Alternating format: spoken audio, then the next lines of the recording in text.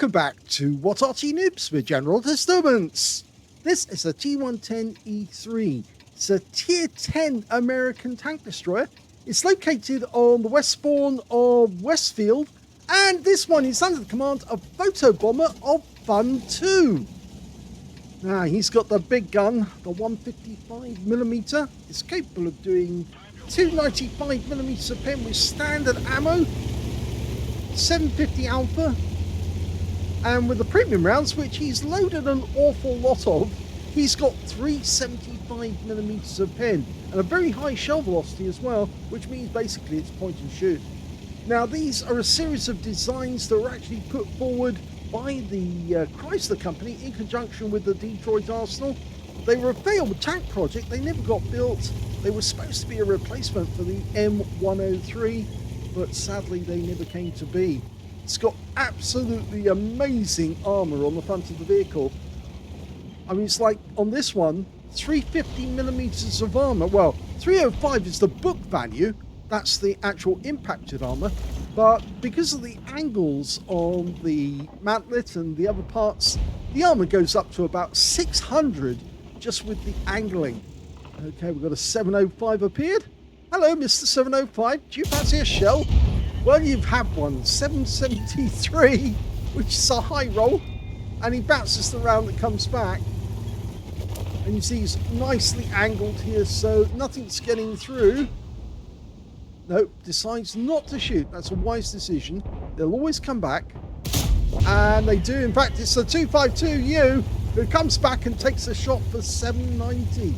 In fact, he's gone down now, so he's out the game.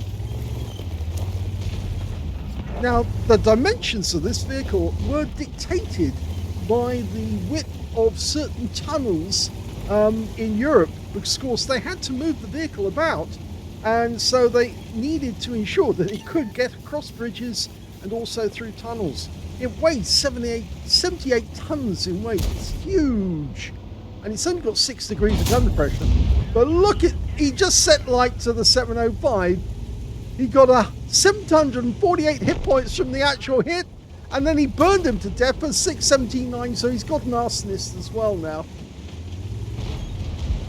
So he's racking up the damage, just under 3,000 hit points of damage now. He spotted a couple of tank destroyers and a heavy tank at the back.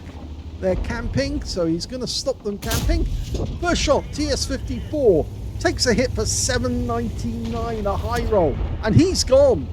And now there's a tortoise over there. Okay, he's just waiting for the reload. It is a long one, normally 16.3 seconds. Goes for the weak spot, and he gets it. You can see that Photobomber's got a reload of 13.32, so he shaved 3 seconds off the reload. And he's moving forward. Oh, no, there is somebody over there shooting at us. A Striv bounced off us, but we did receive one round from the tortoise. And now we've received another round from a Progetto over there, which I think we're going to remove from the game.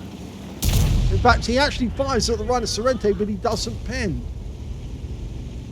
So that guy's just blocked a huge amount of damage, but he's gone down.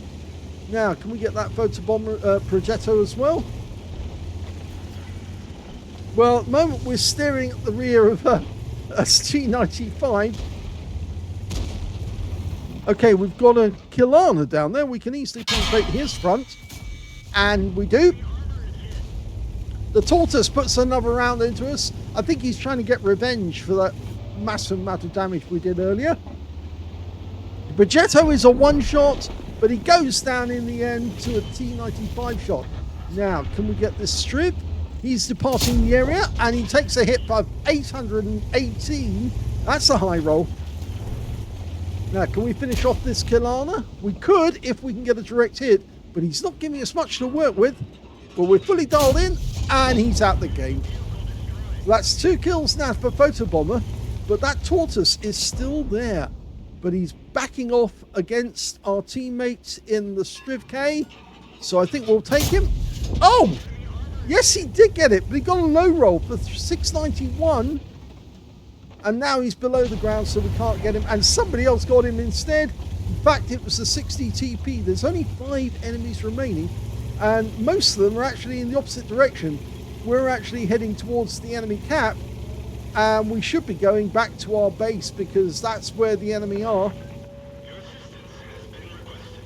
So we're rather relying on our teammates to actually do the work. We've just platooned with the 60 TP, but we need to get another kill to get the brothers in arms. He's looking around, but nope, there's nobody else. The Striv K is somewhere to the north of us as far as we can tell. Just over the rise. Where are you? The Striv, not Striv K, the Striv S1. I think he's scarpered. If he is still in this area, then he would be a one-shot. No, I think he has gone. And so now we're relying on our teammates to get a reset. But there's an awful lot of our guys have actually gone in that direction. So we might as well get into the cap. And somebody's here because we just got spotted. So one of the enemy tanks is around. It's not the Shure MV7X, but it must be the Striv. There he is. He's up ahead. He's in that bushes. So we just line up the shots. And no, he's not doing it. He's not lining up the shots. Yep, we've just been reacquired. The Striv is going into spot for us. And since we spot the other guy, oh, and he dies straight away to our Striv K. And now there's only 2 left, and they're all at the other end. So we're just going to sit here in the cap. This tank destroyer way too slow to get to the other end. 24 kilometers an hour maximum speed forward, 8 back. So there's just no point in him going in the opposite direction. But our teammates will definitely see to the win. Yep, there's one of them gone. And there's the other, and that's the end of the game. It's a victory.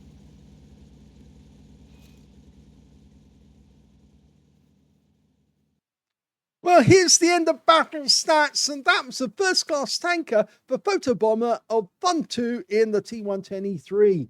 He managed to get an arsonist because he set light to one of the enemy tanks and watched them burn. That was the Object 705. He also got a fire for effect for doing more damage than the hit points of his own vehicle. He got a bruiser medal for getting at least 5 critical hits. In fact, he got 7. He got the high caliber for dealing the most damage in that game. And he got the tank sniper for doing the most damage at a distance of 300 meters or more. And his win rate in the game was 8,106, which is Super Unicum standard. Let's have a look at team score.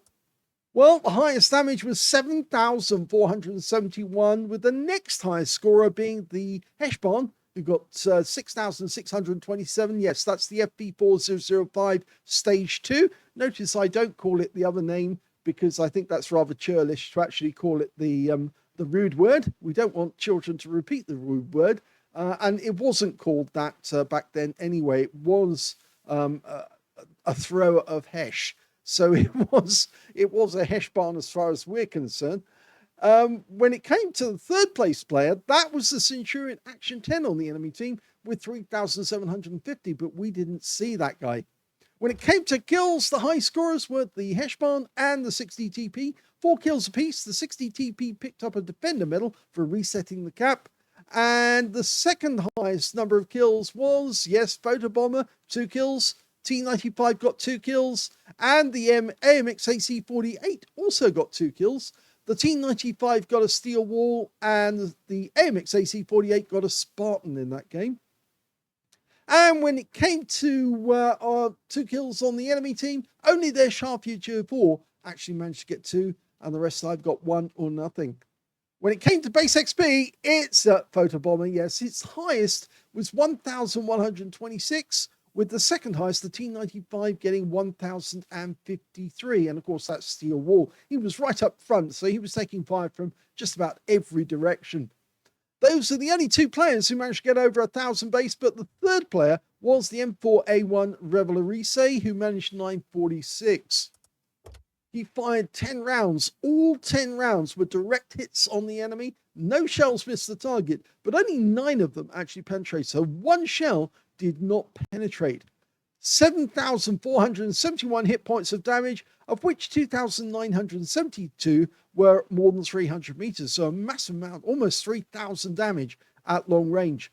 9 hits received from the enemy, 4 of them penetrated, 5 non-penetrations, and 2,150 hit points of damage blocked by armor. He spotted 2 enemy vehicles, damaged 6 of the enemy, killed 2 of them, and did 850 hit points of damage assistance and 53 hit points of base capture whilst he was waiting, or hit points, 53 capture points, I should say, whilst he was waiting for his teammates to pull out the finger and kill the enemy. On a premium account, he actually made 70,762 credits profit, even though he was using premium ammo. He got a 40,000 mission completion, and of course he had other bonuses running, and 7 bonds for this being tier 10, and he picked up 3,378 experience points out of it as well. That's his best game in the T110E3 so far, but I bet you he will have even better games than that.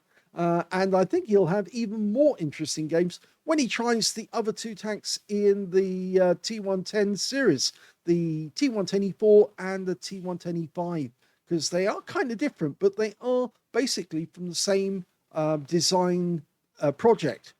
So I hope you enjoyed that replay. If you did, please give this video a like. Do subscribe to our channel. Leave a little comment down below because it feeds the algorithm. And thank you for watching.